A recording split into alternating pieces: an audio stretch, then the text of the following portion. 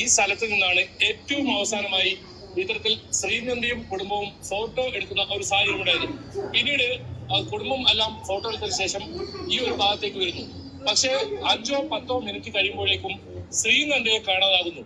പക്ഷേ ഈ ഒരു നിന്നാണ് എന്തായാലും ഇതാണ് ഏറ്റവും അവസാനമായി ശ്രീനന്ദ ഉണ്ടായി എന്ന് പറയപ്പെടുന്ന സ്ഥലം. ഇതാണ് മാണിക് ദർയ എന്ന് പറയുന്ന ആ വെള്ളച്ചാട്ടത്തിലേക്ക് പോകുന്ന വഴി.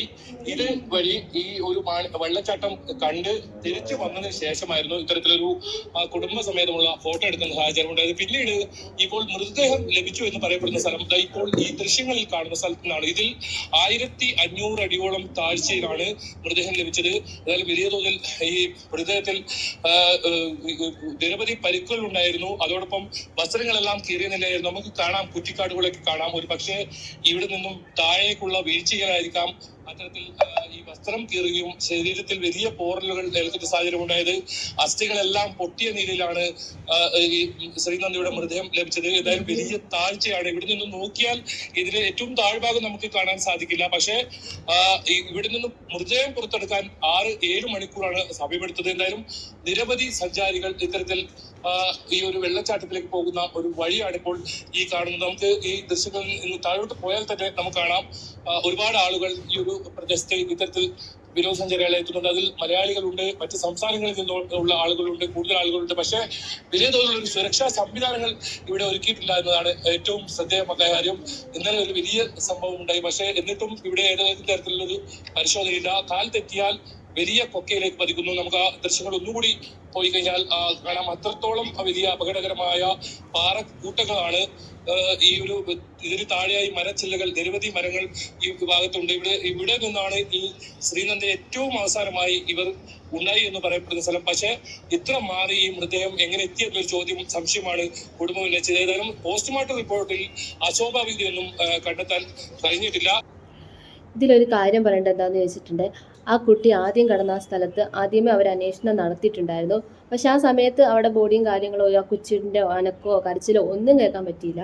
പക്ഷേ പിന്നീട് എങ്ങനെ അവിടെ ആ ബോഡി വന്നു എന്നുള്ളത് ശരിക്കും അന്വേഷിക്കേണ്ട കാര്യം തന്നെയാണ്.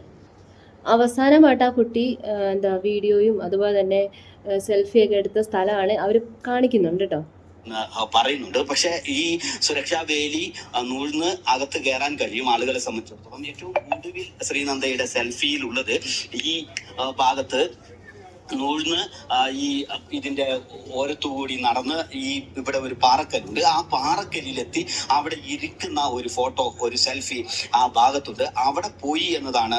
ഇതുവഴി ഈ കമ്പിവേലി മറികടന്ന് ഈ പാറക്കല്ലിൽ പോയി ആ പാറക്കല്ലിൽ ഇരുന്നു. അവിടെ വെച്ച് ഒരു സെൽഫി എടുത്തു, ഫോട്ടോ എടുത്തു. അതിനുശേഷമാണ് പിന്നീട് ശ്രീനന്ദയെ കാണാതാവുന്നത്. 5:30 മണിയോടുകൂടിയാണ് ചൊവ്വാഴ്ച ആ സംഘം ഇവിടെ എത്തിയതെങ്കിൽ ഒരു 15 മിനിറ്റിനകം തന്നെ ശ്രീനന്ദയെ പിന്നെ അപ്രത്യക്ഷമായി. ആളുകൾക്ക് കണ്ടിട്ടില്ല. തെരച്ചിൽ ആരംഭിച്ചു. ചൊവ്വാഴ്ച തെരച്ചിൽ ബന്ധുക്കളും ഒക്കെ തെരച്ചിൽ നടത്തി. പക്ഷെ കണ്ടെത്താൻ കഴിഞ്ഞില്ല. ചൊവ്വ ബുധൻ ദിവസങ്ങളിൽ പോലീസിന്റെയും ഫയർഫോഴ്സിന്റെയും ഒക്കെ നേതൃത്വത്തിൽ വ്യാപകമായ തെരച്ചിൽ നടത്തിയെങ്കിലും കുട്ടിയെ കണ്ടെത്താൻ കഴിഞ്ഞിരുന്നില്ല. വെള്ളിയാഴ്ച രാവിലെ കൂടുതൽ സേനാംഗങ്ങൾ എത്തി പരിശോധന നടത്തി, ഡ്രോൺ പരിശോധന നടത്തി. അതിലാണ് ഇതിന്റെ താഴ്ഭാഗത്തായും മൃതദേഹം കണ്ടെത്തിയത്. 1500 അടി താഴ്ചയിലാണ് ഈ മൃതദേഹം കണ്ടെത്തിയത്. ഈ മൃതദേഹം കണ്ടെത്തി ആ മൃതദേഹം പിന്നീട് ആംബുലൻസിലേക്ക് എത്തിക്കാൻ തന്നെ ഒരുപാട് സാഹസം വേണ്ടി വന്നു. കാരണം ആംബുലൻസ് എത്താവുന്ന ഒരു വഴിയല്ല, കാടാണ്. ആ ഭാഗത്ത് നിന്ന് ആംബുലൻസിലേക്ക് ഏകദേശം മണിക്കൂറുകളോളം നടന്നാണ് ഈ ദുരന്ത നിവാരണ സേന മൃതദേഹം ആംബുലൻസിലേക്ക് എത്തിച്ചത്. ആംബുലൻസിൽ നിന്ന് പിന്നീട് ചിക്മംഗ്ലൂരു ഗവൺമെന്റ് ആശുപത്രിയിലേക്ക് കൊണ്ടുപോയി അവിടെ രാത്രി തന്നെ പോസ്റ്റ്മോർട്ടം നടപടികൾ പൂർത്തിയാക്കി. പോസ്റ്റ്മോർട്ടം നടപടികൾ പൂർത്തിയാക്കിയതിനു ശേഷം രാത്രി തന്നെ മൃതദേഹം ബന്ധുക്കൾക്ക് വിട്ടു നൽകി. അവർ നാട്ടിലേക്ക് ഇവിടെ നിന്ന് പുറപ്പെട്ടു. പ്രാഥമികമായ പോസ്റ്റ്മോർട്ടം റിപ്പോർട്ട് പുറത്തു വന്നിട്ടുണ്ട്. അതിൽ ഉള്ള പ്രധാനപ്പെട്ട കാര്യം മരണത്തിൽ അസ്വാഭാവികമായി ഒന്നും ഇല്ല. ഇവിടെ നിന്ന് താഴ്ഭാഗത്തേക്ക് 1500 അടിയോളം താഴ്ഭാഗത്തേക്ക് വീണപ്പോൾ സംഭവിച്ച പരിക്കുകളാണ് ശരീരത്തിലാകെയുള്ളത്. ശരീരത്തിലാകെയും ചതവുകളും മുറിവുകളും ഉണ്ട്. അതോടൊപ്പം തന്നെ എല്ലുകൾ പൊട്ടിയിട്ടുണ്ട്. അതൊക്കെ ഈ വീഴ്ചയിൽ സംഭവിച്ചതാണ് എന്നാണ് പോസ്റ്റ്മോർട്ടം റിപ്പോർട്ടിൽ സൂചിപ്പിക്കുന്നത്. അതോടൊപ്പം തന്നെ തലയുടെ വലതുഭാഗത്തും വലിയ അസ്വാഭാവികമായതൊന്നുമില്ല എന്നാണ് ഈ പോസ്റ്റ്മോർട്ടം റിപ്പോർട്ടിലും അതോടൊപ്പം തന്നെ ഇൻക്വസ്റ്റ് റിപ്പോർട്ടിലും സൂചിപ്പിക്കുന്നത്. വ്യൂ പോയിന്റിൽ ഈ കാണുന്ന പാറക്കല്ലിൽ ഏറ്റവും ഒടുവിലിരുന്ന് സെൽഫി എടുത്തിരുന്നു ശ്രീനന്ദ. അതിനുശേഷം ഈ ഭാഗത്തു നിന്ന് അപ്രത്യക്ഷയാകുകയായിരുന്നു. ഇതിന്റെ താഴ്ഭാഗത്തു നിന്നാണ് വെള്ളിയാഴ്ച 3 ദിവസത്തിന് ശേഷം ശ്രീനന്ദയുടെ മൃതദേഹം കണ്ടെത്തി ഇവിടെ നിന്നുണ്ടായ വീഴ്ചയാണ് ഈ മരണത്തിന് കാരണം എന്നതാണ് പോസ്റ്റ്മോർട്ടം പ്രാഥമികമായ റിപ്പോർട്ട് സൂചിപ്പിക്കുന്നത്.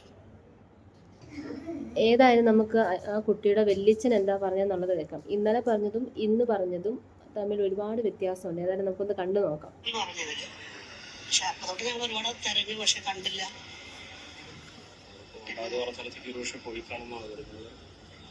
പോകണ്ടെന്ന് പറഞ്ഞിരുന്ന സ്ഥലത്ത് പോയി കാണും. പക്ഷെ പോയിട്ടുണ്ടായിരിക്കാം എന്നാണ്. കാരണം മറ്റുള്ളവര് കയറിയപ്പോഴോ അല്ലെ ഞങ്ങൾ വരുന്നതിന് മുമ്പ് കിട്ടിയ ആ ഒരു ചെറിയൊരു ഗ്യാപ്പിൽ ഒരു പക്ഷേ കുട്ടി വീണ്ടും അവിടെ പോയിരിക്കും. അങ്ങനെ വിചാരിക്കണം. കാരണം കുട്ടി അവിടെ നിന്ന് ഡെപ്ത് നോക്കുമായിരുന്നു, അവിടെ എത്തി വരേണ്ട ഡെപ്ത് നോക്കുമായിരുന്നു. അപ്പോഴാണ് ഞങ്ങളെ കണ്ട് വഴക്കാറഞ്ഞ് കുട്ടി പിന്നീട് അവിടെ പരിശോധിച്ചിരുന്നില്ല തെരഞ്ഞെടുപ്പ്. അവിടെ 2-3 പിന്നെ പരിശോധന നടത്തി. പക്ഷെ അത്രയും താഴത്തേക്ക് ആഴത്തുള്ള പരിശോധന നടന്നില്ലായിരുന്നു. പിന്നെ മുകളിൽ നിന്ന് അവർ താഴോട്ട് വിടുമ്പോൾ ഒരുപക്ഷെ എന്തെങ്കിലും ലിമിറ്റേഷൻ വല്ലതും ഉണ്ടാവും. പിന്നെ ചിലപ്പോൾ പാറകളെ തട്ടി അങ്ങോട്ടും ഇങ്ങോട്ടൊക്കെ മാറിയിരിക്കും. അങ്ങനെയൊക്കെ ഇത്രയും ഡെപ്തിൽ വീണമെന്ന് വിചാരിക്കും. പ്രാഥമികമായിട്ട് ദുരൂഹതകളൊന്നും ഇല്ല നമുക്ക്. പിന്നെ പൊസിഷനും ഇതെല്ലാം നോക്കുമ്പോൾ വീഴ്ച തന്നെയാണ് മരണം, മാറൊന്നും സംഭവിച്ചിട്ടില്ല. എന്താണെങ്കിലും ഇതിനെക്കുറിച്ചുള്ള അദ്ദേഹത്തിന്റെ ഒരു അഭിപ്രായമാണ് അദ്ദേഹം പറഞ്ഞത്. ഇയാൾ ആദ്യം ഇന്നലെ പറഞ്ഞത് എന്തോ ദുരൂഹതയുണ്ട്, ഇതാന്നൊക്കെ പറഞ്ഞിട്ടുണ്ടായിരുന്നു. ഇന്നേതായാലും അയാളത് ഒരുപക്ഷെ ആ കുട്ടിയുടെ ബോഡിയുടെ പൊസിഷൻ കണ്ടിട്ടും ഒരുപാട് പരിക്കുകൾ കണ്ടിട്ടും ഉയർച്ചയിൽ നിന്ന് വീണതായിരിക്കും ചിലപ്പോൾ അങ്ങനെ ഉദ്ദേശിക്കുന്നത്. പക്ഷേ എന്തൊക്കെയോ ദുരൂഹതകൾ ഉണ്ടാവാം, നമുക്കറിയില്ല. ശരിക്കും സത്യാവസ്ഥ എന്താണെന്നുള്ളത് പോസ്റ്റ്മോർട്ടം റിപ്പോർട്ടിൻ്റെ അകത്തും വലിയ കുഴപ്പമൊന്നും കാണുന്നില്ല. മുകളിൽ നിന്നും വീണതാണെന്നൊക്കെ തന്നെയാണ് പറയുന്നത്. ഏതായാലും ആ കുട്ടിയുടെ ആത്മാവിന് വേണ്ടി നമുക്ക് പ്രാർത്ഥിക്കാം.